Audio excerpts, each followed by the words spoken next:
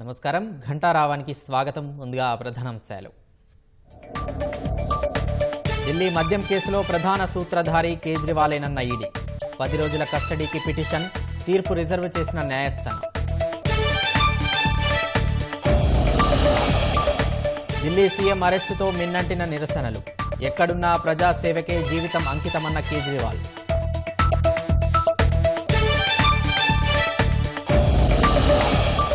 కేంద్రం చర్యలు ప్రజాస్వామ్యానికి గొడ్డలి పెట్టన్న భరాస. కేజ్రీవాల్, కవిత అరెస్టు కక్ష సాధింపులో భాగమేనని ఆరోపణ.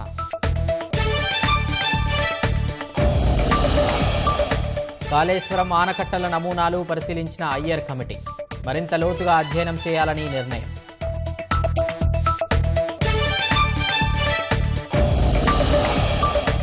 ఎన్నికల అఫిడవిట్లో తప్పుడు సమాచారంపై హైకోర్టులో పిటిషన్. వివరణ ఇవ్వాలంటూ 5 ఎమ్మెల్యేలకు నోటీసులు.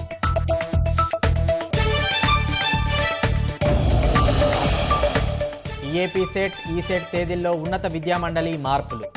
లోక్సభ ఎన్నికల దృష్ట్యా కొత్త షెడ్యూల్ విడుదల.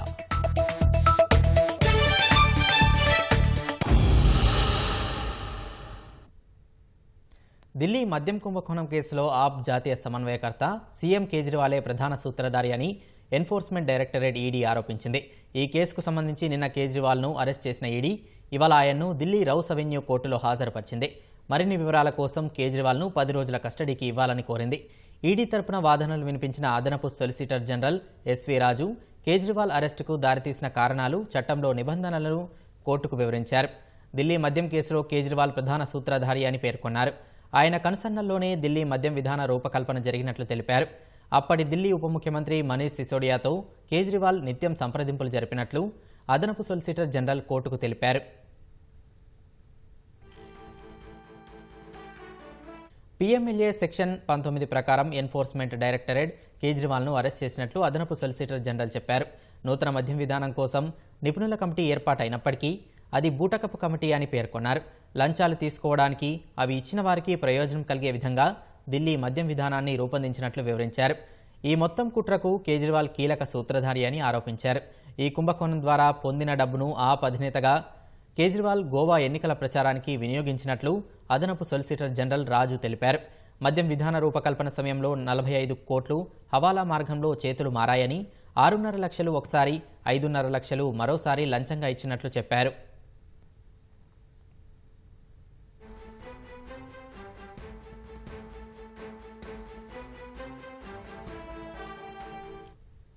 ఫోన్ సంభాషణల రికార్డింగ్తో పాటు ఇతర ఆధారాలను విజయ్ నాయర్ కంపెనీ నుంచి ఈడీ సేకరించినట్లు అదనపు సొలిసిటర్ జనరల్ తెలిపారు. దర్యాప్తులో భాగంగా శరత్ చంద్రారెడ్డి ఇచ్చిన ప్రకటనను ప్రస్తావించిన ఈడీ న్యాయవాది ముడుపులకు బదులుగా సౌత్ గ్రూప్ ఢిల్లీ మద్యం వ్యాపారంపై నియంత్రణ సాధించినట్లు తెలిపారు.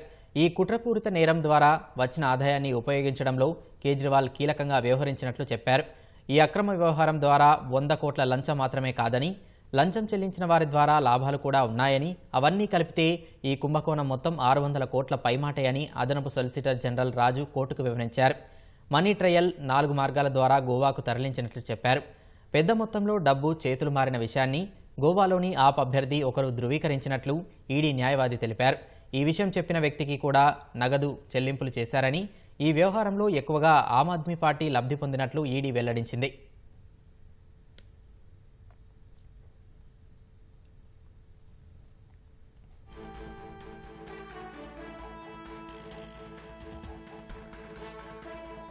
అనంతరం కేజ్రీవాల్ తరపున న్యాయవాదులు వాదనలు వినిపించిన న్యాయవాది అభిషేక్ సింఘ్వి సరిగ్గా ఎన్నికల ముందు అందరూ ఆప్ నేతలు జైల్లో ఉన్నారన్నారు. ఎన్నికల్లో ప్రత్యర్థులు లేకుండా గెలవాలని చూస్తున్నారని న్యాయస్థానం దృష్టికి తెచ్చారు. ఇది ప్రజాస్వామ్యంపై ప్రభావం చూపిస్తుందన్నారు. కేజ్రీవాల్కు వ్యతిరేకంగా ఈడీ వద్ద ఆధారాలుంటే కస్టడీ ఎందుకని సింఘ్వి ప్రశ్నించారు.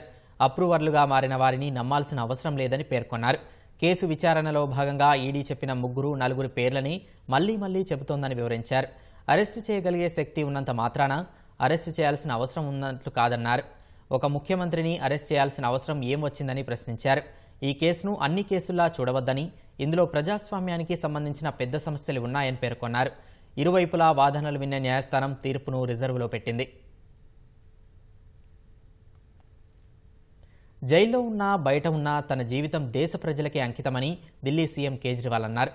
ఢిల్లీ మద్యం కుంభకోణం కేసులో ఎన్ఫోర్స్మెంట్ డైరెక్టరేట్ అరెస్ట్ చేసిన తర్వాత ఆయన తొలిసారి ఈ మేరకు స్పందించారు.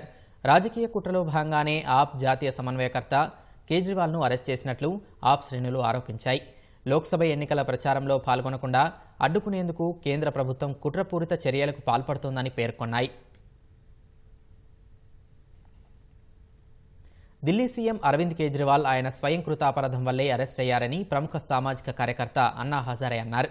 మద్యపాన నిషేధం కోసం తనతో కలిసి ఉద్యమించిన కేజ్రీవాల్ తిరిగి మద్యం విధానాన్ని రూపొందించారని తెలిపారు. ఇందుకు తాను చింతించినట్లు చెప్పారు. ఎక్సైజ్ పాలసీకి దూరంగా ఉండాలని తాను కేజ్రీవాల్కు గతంలో 2 సార్లు లేఖలు రాశానని హజారే వివరించారు. అయినా ఢిల్లీ సీఎం వినకుండా ముందుకు సాగి మద్యం విధానాన్ని రూపొందించారన్నారు.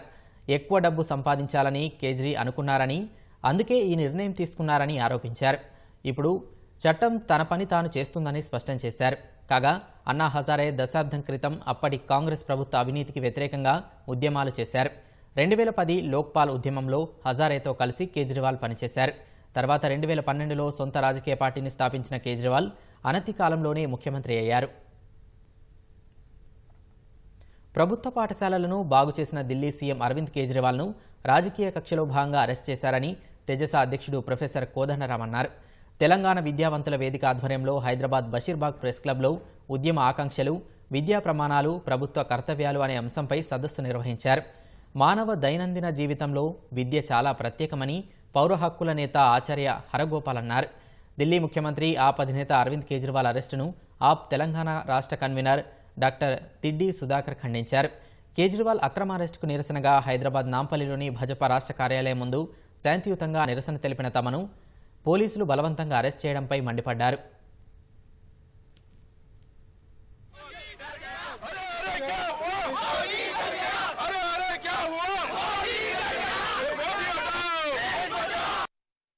పాఠశాల విద్యా అవకాశాలు పెరగాలని, ఢిల్లీలో ఎట్లా ఉన్నాయో అట్లా మన దగ్గర కూడా పాఠశాలలు మారాలి. పాపం అరవింద్ కేజ్రీవాల్ నేమో స్కూల్ బాగు చేసినందుకు ఆయన్ని అలాగే అరెస్ట్ చేసిండ్రు, జైల్లో పెట్టిండ్రు. చాలా విచిత్రం అనిపిస్తుంది. గుజరాత్ లో నేరం చేసినటువంటి వాళ్ళనేమో వీళ్ళే క్షమాభిక్ష పెట్టి వదిలిపెట్టి స్కూల్ విద్య లాంటివి బాగు చేస్తున్నటువంటి ఒక వ్యక్తిని మాత్రం రాజకీయంగా ఎదుర్కొనే ఆలోచనతో దెబ్బగొట్టేటువంటి లక్ష్యంతో ఆయనను మాత్రం ఇలా అరెస్టు చేసి జైల్లో పెట్టడం చాలా శోచనీయమైన విషయం. విద్యారంగంలో బడ్జెట్ కేటాయింపు, నాణ్యమైన విద్య, సమానమైన విద్య, పిల్లలందరికీ కావాల్సిన అవసరాలు కావాలి అని అంటే రాజకీయ పార్టీల మీద మనము ఒత్తిడి చేయకుండా మాకు నాణ్యమైన విద్య కావాలి అని విద్యార్థుల నుంచి, యువతరం నుంచి ఒక పెద్ద ఎత్తున డిమాండ్ రాకుండా విద్యారంగ పరిస్థితి మారుతుంది అని నేను అనుకోలేదు. వేల కోట్ల కుంభకోణాలు జరిగింది మొన్న కోర్టు సాక్షిగా బయటపడ్డాయి. కొంతమంది మాట్లాడుకుంటూ 100 కోట్లు ఇచ్చుకోవాలి అని మాట్లాడిన మాటలను పట్టుకొని ఈ రోజు ఈడీ అరెస్ట్ చేయడానికి ప్రయత్నం చేస్తుంది. ఇంతవరకు ₹1 వీళ్ళకి ఎక్కడ దొరకలేదు. కానీ ఈడీ మాత్రం 100 కోట్ల కుంభకోణం జరిగింది, దాంట్లో వీళ్ళందరూ ఉన్నారని చెప్పి దానికి ముందుగా ఇక్కడ కవితను అరెస్ట్ చేసి మరొకసారి ఇక్కడ అరెస్ట్ చేయడం, ఇవన్నీ కూడా ఫేక్ కేసు. ఈడీ, సిబిఐలు దాడి చేసి దాదాపు 5,223 కేసులు బుక్ చేస్తే దాంట్లో 3,000 కేసుల్లో బీజేపీలో వాళ్ళు జాయిన్ అవ్వడం జరిగింది. అంటే బీజేపీలో జాయిన్ అవుతే వీళ్ళ మీద కేసులు పోతాయి. ఢిల్లీ ముఖ్యమంత్రి ఆమ్ ఆద్మీ పార్టీ అధినేత అరవింద్ కేజ్రీవాల్ అరెస్టు దేశ ప్రజాస్వామ్య చరిత్రలో మరో చీకటి రోజని భరాసా అధినేత కేసీఆర్ విమర్శించారు. కేజ్రీవాల్ అరెస్టు రాజకీయ ప్రేరేపితమని ఆరోపించారు. ప్రతిపక్షాన్ని నామరూపాలు లేకుండా చేయాలనే ఏకైక సంకల్పంతో కేంద్రంలోని అధికార భాజపా వ్యవహరిస్తోందన్నారు. ఇటీవల జరిగిన జార్ఖండ్ సీఎం హేమంత్ సోరెన్, భరాసా ఎమ్మెల్సీ కవిత అరెస్టు ఘటనలు రుజువు చేస్తున్నాయని ఓ ప్రకటనలో తెలిపారు. ఈడీ, సిబిఐ, ఐటీ తదితర కేంద్ర దర్యాప్తు సంస్థలను కేంద్ర ప్రభుత్వం పావులుగా వాడుకుంటోందని ఆరోపించారు. ప్రజాస్వామ్యానికి గొడ్డలి పెట్టుగా పరిణమిస్తున్న భాజపా ప్రభుత్వ చర్యలను భారత రాష్ట్ర సమితి తీవ్రంగా ఖండిస్తున్నట్లు కేసీఆర్ తెలిపారు. అక్రమ కేసులను వెంటనే వెనక్కి తీసుకొని అరెస్ట్ చేసిన వారిని వెంటనే విడుదల చేయాలని డిమాండ్ చేశారు.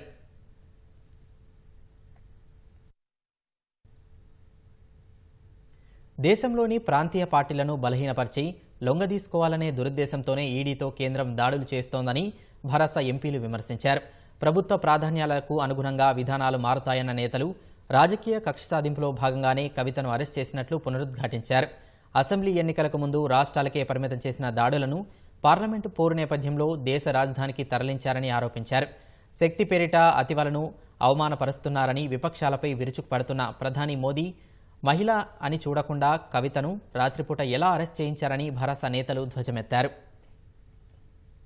ఎప్పుడైనా స్టేట్ గవర్నమెంట్స్ ఎన్నుకున్న తర్వాత, సెంట్రల్ గవర్నమెంట్ వచ్చిన తర్వాత, ప్రభుత్వాలకు వచ్చిన తర్వాత ఆ గవర్నమెంట్ కొన్ని పాలసీలు మార్చుకుంటారు, కొన్ని యాక్ట్లు తీసుకొస్తారు, కొన్ని బిల్లులు పాస్ చేపిస్తారు. అది అసెంబ్లీలో కావచ్చు, పార్లమెంట్లో కావచ్చు. అందులో భాగంగానే ఈ లిక్కర్ పాలసీ దాని మీద అది గవర్నమెంట్ పాలసీ. ఆ పాలసీలో వాళ్ళు తీసుకున్న పాలసీ మీద ఈ విధంగా చేయటం అనేది ఇది కరెక్ట్ కాదు. ఈరోజు కేవలం ఏ రాజకీయ పార్టీలు వారికి లొంగలేదో, వారితో అలయన్స్లో రాలేదో, లేకుంటే ఏ రాజకీయ నాయకుడు వాళ్ళ పార్టీలో చేరలేదో అటువంటి వారిపైనే ఈ కక్ష అనేది చాలా స్పష్టంగా కనిపిస్తుంది. కవిత గారి ఇష్యూకి వస్తే మనీ ట్రేల్ అనేది ఎక్కడ లేదు. మాకు సంపూర్ణమైన విశ్వాసం ఉంది. న్యాయ వ్యవస్థల పైన తప్పనిసరిగా జస్టిస్ విల్ ప్రివేల్, న్యాయం జరుగుతుంది. కవితమ్మ అరెస్టు అక్రమం, అన్యాయం.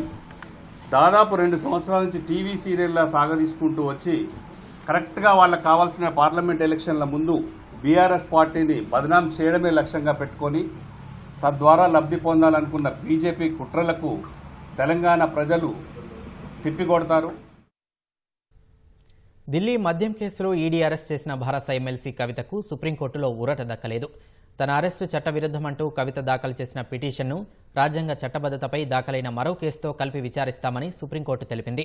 బెయిల్ కోసం ట్రయల్ కోర్టును ఆశ్రయించాలని సూచించింది.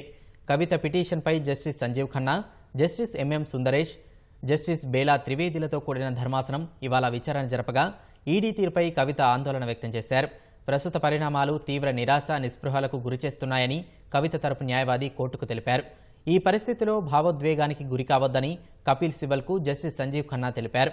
ఈ కేసులో కవితను ఒకసారి సాక్షిగా, మరోసారి నిందితురాలిగా పిలిచారన్న సిబల్ ఒక్క బలమైన సాక్ష్యం లేకుండా దర్యాప్తు సాగుతుందన్నారు. ఈ దశలో కేసు మెరిట్స్లోకి వెళ్లడం లేదని తెలిపిన ధర్మాసనం కవిత పిటిషన్లో రాజ్యాంగపరమైన విషయాలను లేవనెత్తినందుకు రాజ్యాంగపరమైన విషయాలపై మిగతా పిటిషన్లతో కలిపి విచారిస్తామని తెలిపింది. బెయిల్ కోసం ట్రయల్ కోర్టునే ఆశ్రయించాలని కవితకు సూచించింది. సుప్రీంకోర్టును ఆశ్రయించే స్తోమత ఉన్నంత మాత్రాన పిటిషన్ను పరిగణలోకి తీసుకోలేమని తెలిపిన త్రిసభ్య ధర్మాసనం త్వరితగతిన కేసు విచారణ చేపట్టాలని ట్రయల్ కోర్టుకు సూచించింది. రాజ్యాంగపరమైన అంశాలపై ఈడీకి నోటీసులు జారీ చేసిన కోర్టు 6 వారాల్లో సమాధానం చెప్పాలని ఆదేశించింది. ఎన్నికల పిటిషన్లపై వివరణ ఇవ్వాలంటూ 5 ఎమ్మెల్యేలకు హైకోర్టు నోటీసులు జారీ చేసింది. వివిధ అసెంబ్లీ నియోజకవర్గాల నుంచి గెలుపొందిన అభ్యర్థులను అనర్హులుగా ప్రకటించాలంటూ హైకోర్టులో పిటిషన్లు దాఖలయ్యాయి.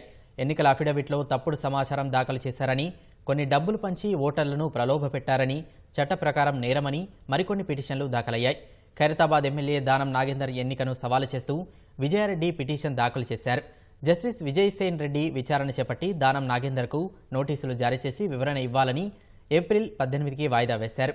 మహబూబ్ నగర్ ఎమ్మెల్యే ఎన్ఎం శ్రీనివాసరెడ్డి ఎన్నికల అఫిడవిట్ను సవాలు చేస్తూ శ్రీనివాస్ గౌడ్, దేవరకద్ర ఎమ్మెల్యే మధుసూదన్ రెడ్డి ఎన్నికల అఫిడవిట్పై ఆల వెంకటేశ్వరరెడ్డి చేసిన పిటిషన్పై కోర్టు విచారణ చేపట్టింది. ఎన్ఎం శ్రీనివాసరెడ్డి, మధుసూదన్ రెడ్డికి నోటీసులు జారీ చేస్తూ విచారణ ఏప్రిల్ 19కి వాయిదా వేశారు.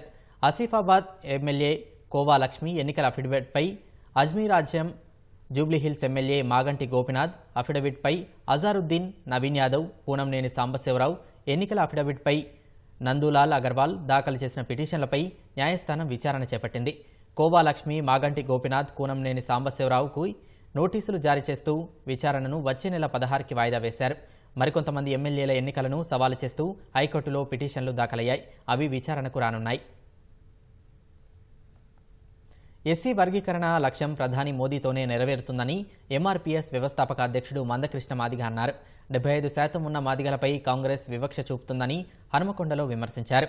వరంగల్ జిల్లాలో మాదిగల రాజకీయ ఎదుగుదలను కడియం శ్రీహరి అడ్డుకుంటున్నారని ఆరోపించారు. 40 ఏళ్ల రాజకీయ ప్రస్థానంలో ఎవ్వరినీ ప్రోత్సహించలేదన్న మందకృష్ణ తాటికొండ రాజయ్యను బర్తరఫ్ చేయడానికి కారణమయ్యారని మందకృష్ణ విమర్శించారు. ఉమ్మడి వరంగల్ జిల్లాలో మాదిగల రాజకీయ ఎదుగుదలను జీర్ణించుకోలేకుండా అడుగున అడ్డుకుంటున్నది కడియం శ్రేయర్ గారు. కడియంసరి నేపథ్యం చూస్తే మాదిగని పేరు చెప్పుకొని ఎదిగాడు. కానీ ఆయన వల్ల 40 ఏళ్లలో ఒక్క మాదిగ అభ్యర్థి కూడా ఆయన టికెట్ ఇప్పించలేదు. ఏ మాదిగ నాయకుడిని కూడా ఒక ఎమ్మెల్యే స్థాయికి ఆయన తీసుకురాలేదు. అంటే మాదిగల పేరుతోనే ఎదిగిన నాయకుడు, మాదిగ కాకపోయినా మాదిగలు సహకరించారు. కానీ నిజమైన మాదిగ కమ్యూనిటీ నుంచి ఎదిగిన నాయకులను మాత్రం ఆయన ఎదగకుండా అడుగడుగున అడ్డు తగిలిండు. ఆ ఎదిగిన అవకాశాన్ని ఈయనే కొల్లగొట్టిండు అనడానికి రాజన్న ఉదంతం బలంగా సాక్ష్యంగా నిలబడ్డదనేసి కూడా మీ దృష్టికొస్తున్నాయి. మేడిగడ్డతో పాటు అన్నారం, సుందిల ఆనకట్టలకు సంబంధించి మరింత లోతుగా అధ్యయనం చేసేందుకు ప్రయత్నిస్తున్నామని ఎన్డీఎస్ఏ నిపుణుల కమిటీ చైర్మన్ చంద్రశేఖర్ అయ్యర్ తెలిపారు. ఆనకట్టలకు చెందిన డిజైన్లు, ఇన్వెస్టిగేషన్స్, నిర్మాణం, నాణ్యత, నిర్వహణ అంశాలపై వివిధ విభాగాల ఇంజనీర్లతో 3 రోజుల పాటు కమిటీ సమావేశమై ఆయా అంశాలకు సంబంధించి పూర్తి వివరాలు సేకరించింది. ఆనకట్టలు నిర్మించిన నిర్మాణ సంస్థల ప్రతినిధులతోనూ సమావేశమై అన్ని వివరాలు ఆరా తీసింది. ఇవాళ ఉదయం రాష్ట్ర డ్యామ్ సేఫ్టీ ఆర్గనైజేషన్ ఇంజనీర్లతో అయ్యర్ కమిటీ సమావేశమైంది. మేడిగడ్డలో పియర్స్ కుంగిన, అన్నారంలో సీపేజ్ వచ్చిన తర్వాత ఉత్పన్నమైన పరిస్థితులు, తీసుకున్న చర్యలతో పాటు మరమ్మతులు, తదుపరి కార్యాచరణపై అయ్యర్ కమిటీ చర్చించింది. విజిలెన్స్ విభాగం డీజీ రాజీవ్ రతన్ అధికారులతోనూ కమిటీ సమావేశమైంది. మేడిగడ్డ వ్యవహారంపై విజిలెన్స్ విభాగం ఇప్పటికే మధ్యంతర నివేదిక ఇవ్వగా అందుకు సంబంధించిన అంశాలపై కమిటీ చర్చించింది. విచారణలో గుర్తించిన కొన్ని అంశాలను రాజీవ్ రతన్, చంద్రశేఖర్ అయ్యర్ కమిటీకి వివరించారు. సమావేశం తర్వాత రాజేంద్రనగర్లోని తెలంగాణ రాష్ట్ర ఇంజనీరింగ్ రీసెర్చ్ ల్యాబొరేటరీలో ఉన్న వర్కింగ్ మోడల్ను చంద్రశేఖర్ అయ్యర్ కమిటీ దాదాపు 3 గంటలు పరిశీలించింది. సాంకేతిక అంశాలు సహా అంచనాలు, సామర్థ్యం, నిల్వ, ప్రవాహాలకు సంబంధించిన అంశాలను ఆరా తీశారు. గేట్లు 5 ఇంచుల పైకి ఎత్తి ప్రవాహ వేగం, పనితీరు పరిశీలించారు. నీటిపారుదల శాఖ ఇంజనీర్లు వారికి అన్ని అంశాలు వివరించారు. భూసార పరీక్ష నిర్వహించిన ఇంజనీర్లతోనూ చంద్రశేఖర్ అయ్యర్ కమిటీ చర్చించి అన్ని అంశాలను ఆరా తీసింది. అనంతరం రాష్ట్ర పర్యటన ముగించుకొని కమిటీ ఢిల్లీ బయలుదేరి వెళ్ళింది. Examination. We are trying to go to the bottom of the things and examine. The committee is examining the matter. Is there any clarity, sir? What are the defects? రాష్ట్రంలో కరువు వచ్చి నీరు లేక రైతాంగం ఇబ్బంది పడుతున్న కాంగ్రెస్ ప్రభుత్వానికి చిత్తశుద్ధి లేదని మాజీ మంత్రి జగదీష్ రెడ్డి విమర్శించారు. నల్గొండ జిల్లా నాగార్జునసాగర్ నియోజకవర్గంలో నీరు లేక ఎండిన పంటలని మాజీ మంత్రితో పాటు పలువురు ఎమ్మెల్యేలు పరిశీలించారు. కాంగ్రెస్ ప్రభుత్వానికి రైతులపై చిన్నచూపు ఉందని, కరువు కాలంలోనూ సాగర్ నుంచి నీరు విడుదల చేయించకుండా ఏం చేస్తుందని జగదీష్ రెడ్డి ప్రశ్నించారు. దురదృష్టవశాత్తు కరువు కొంత కారణమైనప్పటికీ కూడా కరువు పరిస్థితులు వచ్చినప్పుడు రైతాంగాన్ని కాపాడుకోవడానికి ప్రభుత్వాల వద్దన కార్యాచరణ ఉండాలి. కానీ మరి ఈ జిల్లా మంత్రులకు సోయి లేదు. ఈ జిల్లా మంత్రులు ఎక్కడున్నారో, ఏం పని చేస్తున్నారో ఒకసారి ఆలోచన చేయాలి ప్రజలు, రైతులందరూ కూడా. నేను చాలాసార్లు డిమాండ్ చేసిన రైతాంగం తరఫున, మేము రాజకీయాలు చేయలేదు, ఏదో పద్ధతిలో రైతుల్ని ఆదుకోండి, కాపాడండి, అవకాశాలు ఉన్నాయి అని చెప్పి. తెలంగాణ కొరకే పుట్టిన పార్టీ, తెలంగాణ తెచ్చిన పార్టీ బీఆర్ఎస్ పార్టీ. తెలంగాణ ప్రజలు ప్రేమించే నాయకుడు కేసీఆర్ ఉన్నాడు కాబట్టి 10 ఏళ్లు రైతాంగం బ్రహ్మాండంగా సంతోషంగా ఉన్నది. అకాల వర్షాలతో 2 లక్షల ఎకరాల్లో పంట నష్టం జరిగినా ముఖ్యమంత్రి రేవంత్ రెడ్డి, వ్యవసాయ శాఖ మంత్రి తుమ్మల నాగేశ్వరరావు కనీసం రైతులను పరామర్శించలేదని భారాస ఎమ్మెల్యే పల్లా రాజేశ్వరరెడ్డి విమర్శించారు. రైతు బంధు కింద కేసీఆర్ ప్రభుత్వం 7,500 కోట్లు సిద్ధం చేస్తే ఎన్నికల సంఘానికి ఫిర్యాదు చేసి రైతుల ఖాతాల్లో పడకుండా అడ్డుకున్నారని ధ్వజమెత్తారు. ఎన్నికల్లో ఇచ్చిన హామీ మేరకు ఇప్పటికైనా రైతులకు 500 బోనస్ ఇచ్చి వడ్లు కొనుగోలు చేయడం సహా 2 లక్షల రుణమాఫీ చేయాలని పల్లా రాజేశ్వరరెడ్డి డిమాండ్ చేశారు. భారాసలో గెలిచి కాంగ్రెస్ వంతన చేరుతున్న వారికి ప్రజలే బుద్ధి చెబుతారని వ్యాఖ్యానించారు.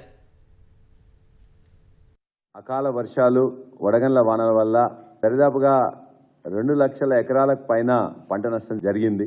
మీకు చిత్తశుద్ధి ఉంటే ఇమ్మీడియట్ గా క్రాప్ బుకింగ్ చేసి నష్టాన్ని ఇమ్మీడియట్ గా ఇవ్వాలని చెప్పేసి మేము భారత రాష్ట్ర సమితి తరఫున ఈ ప్రభుత్వాన్ని కోరుతున్నాం. వెంటనే రైతు బంధుని ఇమ్మీడియట్ గా రిలీజ్ చేయాలని చెప్పేసి రైతుల పక్షాన మిమ్మల్ని మేము కోరుతున్నాం. రాష్ట్ర ప్రభుత్వం పథకాలు ప్రవేశపెట్టడం తప్ప రైతులకు మేలు చేసే ఏ ఒక్క పని చేయట్లేదని నిజామాబాద్ ఎంపీ ధర్మపురి అరవింద్ ఆరోపించారు. నిజామాబాద్ జిల్లా ఎడపల్లి మండలం పోచారంలో అకాల వర్షాలకు దెబ్బతిన్న వరి పంటను ఆయన పరిశీలించారు. ఎన్నికల్లో గెలిచేందుకు పార్టీలు గాలికి గ్యారంటీలు ఇస్తున్నాయని అంచనాలు, ప్రణాళికలు లేకుండా అమలు కాని హామీలతో ప్రజలను మోసం చేస్తున్నాయని మండిపడ్డారు. తక్షణమే నష్టపోయిన రైతులకు ఎకరానికి 25,000 రూపాయల ఆర్థిక సహాయం అందించాలని అరవింద్ డిమాండ్ చేశారు. పోయిన ప్రభుత్వం ఏమో ఎన్నడూ రైతాంగాన్ని పట్టించుకోలేదు. కేసీఆర్ ప్రభుత్వం నిర్లక్ష్యం వల్ల ఇక్కడ ఫసల్ బీమా లేకుండా పోయింది. ఈ ప్రభుత్వం వచ్చి కూడా 4 నెలలు దాటింది. వీళ్ళు కూడా ఫసల్ బీమా పెడతామన్నారు కానీ ఏలటి వరకు దాన్ని ఇంప్లిమెంట్ చేయలేదు. ఫసల్ బీమా ఉంటే ఇటువంటి ప్రకృతి వైపరీత్యమైనప్పుడు కనీసం పెట్టుబడి డబ్బులన్నా వస్తాయి. 25,000 వచ్చే ప్రణాళిక ఉండాలండి వరికి. ఇట్లా ప్రకృతి వైపరీత్యం ఉన్నప్పుడు లాభం లేకపోయినా నష్టం కావద్దు రైతు. గాలికి గ్యారెంటీలు అది ఎట్లా నెరవేరుస్తామంటే ప్రణాళిక లేదు. ఇన్కమ్ ఎట్లా జనరేట్ చేస్తారు, వాగ్దానాలకి 2 లక్షల కోట్లు 3 లక్షల కోట్లు ఎక్కువ కావాలి, ఏ రకంగా సంపాదన ఉంటది అంటే దానికి ఐడియా లేదు. ఎలక్షన్లు వస్తున్నాయి, వాగ్దానాలు చేయాలి, ఓట్లు వేయించుకోవాలి, తర్వాత ఎగ్గొట్టాలి. భద్రాద్రి కొత్తగూడెం జిల్లా ఇల్లందు మండలం కొమరారం నకిలీ విత్తనాలపై ఈటీవీ ఈనాడులో వచ్చిన కథనానికి కృషి విజ్ఞాన కేంద్రం స్పందించింది. వ్యవసాయ శాస్త్రవేత్త డాక్టర్ శ్రీనివాస్ ఆధ్వర్యంలో పంటలను పరిశీలించారు. పలు కంపెనీలకు చెందిన వరి విత్తనాలను వాడినట్లు రైతులు తెలిపారు. నాటిన 15 రోజులకే తాలుకంకులు వచ్చి మొక్కల్లో ఎదుగుదల లేదని రైతులు చెప్పారని శాస్త్రవేత్త శ్రీనివాస్ తెలిపారు. పంటలను పరిశీలించి 4 రైతుల పొలాల నుంచి నమూనాలు స్వీకరించినట్లు తెలిపారు. నాట్లు ఎప్పుడు వేశారు, ఏ కరువులు వాడారన్న సమాచారం తీసుకున్నామన్నారు. అన్ని అంశాలను పరిశీలించి 4-5 రోజుల్లో అన్ని వివరాలను వెల్లడిస్తామన్నారు. లోక్సభ ఎన్నికల షెడ్యూల్ను దృష్టిలో పెట్టుకుని ఈఏపీ సెట్, ఐసెట్ తేదీ మారుస్తూ ఉన్నత విద్యామండలి కొత్త షెడ్యూల్ విడుదల చేసింది. మే 9 నుంచి 12 వరకు జరగాల్సిన ఈఏపీ సెట్ని 2 రోజులు ముందుగానే మే 7 నుంచి 11 వరకు నిర్వహిస్తామని తెలిపింది. అగ్రికల్చర్, ఫార్మా పరీక్షలు 7-8 తేదీల్లో, ఇంజనీరింగ్ 9 నుంచి 11 వరకు నిర్వహిస్తామని వెల్లడించింది. జూన్ 4-5 తేదీల్లో నిర్వహిస్తామని ప్రకటించిన ఐసెట్ను జూన్ 5-6 తేదీల్లో నిర్వహించనున్నట్లు తెలిపింది. మే 13న లోక్సభ పోలింగ్, జూన్ 4న ఓట్ల లెక్కింపును దృష్టిలో పెట్టుకుని ఈ మార్పులు చేసినట్లు ఉన్నత విద్యామండలి తెలిపింది.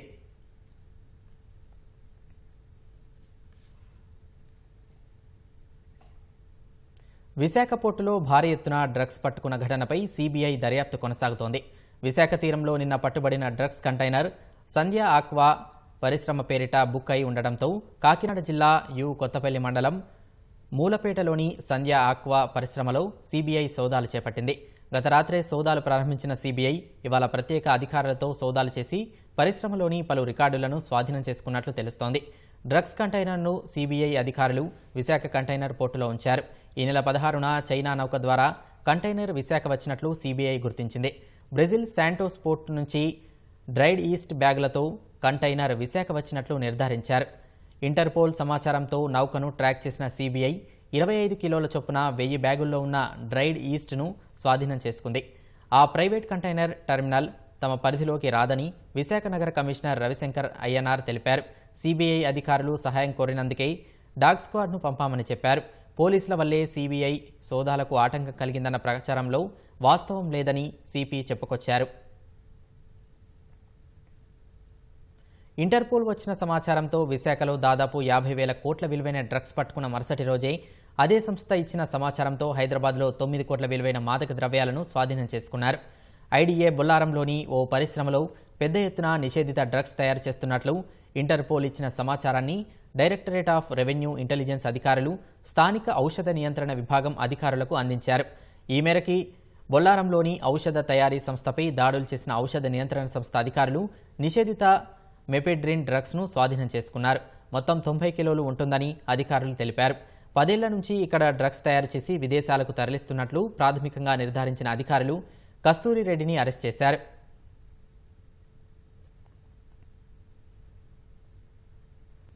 లోక్సభ ఎన్నికలకు సంబంధించి భారతీయ జనతా పార్టీ సీనియర్ నటి రాధికా శరత్ కుమార్ సహా 15 మంది పేర్లతో 4వ జాబితా ప్రకటించింది. పుదుచ్చేరిలోని ఏకైక స్థానంతో పాటు తమిళనాడుకు చెందిన మరో 14 నియోజకవర్గాలకు అభ్యర్థులను ఖరారు చేసింది. నిన్న తమిళనాడుకు సంబంధించి 9 మంది పేర్లతో 3వ జాబితా విడుదల చేసిన కమలం పార్టీ 24 గంటల్లోపే మరో 14 మంది అభ్యర్థులను ప్రకటించింది. విరుదునగర్ నుంచి సీనియర్ నటి రాధికా శరత్ కుమార్ పోటీ చేయనున్నారు. ఈ జాబితాలో తమిళనాడుకు చెందిన 4 ఎస్సీ రిజర్వ్డ్ స్థానాలు తిరువల్లూరుకు వి బాలగణపతి, చిదంబరానికి పి కార్తికాయని, నాగపట్టినంకు జిఎస్ఎం రమేష్, తెన్ కాశీకి జాన్ పాండియన్ అభ్యర్థిత్వాలను కమలం పార్టీ ప్రకటించింది. ఉత్తర చెన్నై, తిరువనమలై, నమక్కల్, తిరువూరు, పొల్లచ్చి, కరూర్, తంజావూర్, శివగంగా, మదురై స్థానాలకు పోటీ చేసే అభ్యర్థులను భాజపా వెల్లడించింది.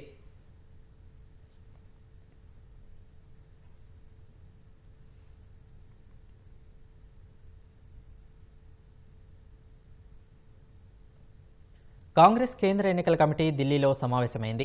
ఏఐసీసీ అధ్యక్షుడు మల్లికార్జున ఖర్గే అధ్యక్షతన జరిగిన సమావేశంలో ఆ పార్టీ మాజీ అధ్యక్షుడు రాహుల్ గాంధీ, ప్రధాన కార్యదర్శి వేణుగోపాల్, తమిళనాడు పీసీసీకి చెందిన ముఖ్య నేతలు పాల్గొన్నారు.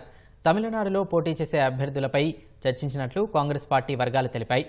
డీఎంకేతో సీట్ల సర్దుబాటులో భాగంగా హస్తం పార్టీ 9 స్థానాల్లో పోటీ చేయనుండగా 4 సీట్లకు అభ్యర్థులను ఖరారు చేసినట్లు పేర్కొన్నాయి. మిగతా 5 స్థానాల అభ్యర్థులను ఈ నెల 27న జరిగే కాంగ్రెస్ కేంద్ర ఎన్నికల కమిటీ సమావేశంలో ఖరారు చేయనున్నట్లు ఆ పార్టీ వర్గాలు తెలిపాయి.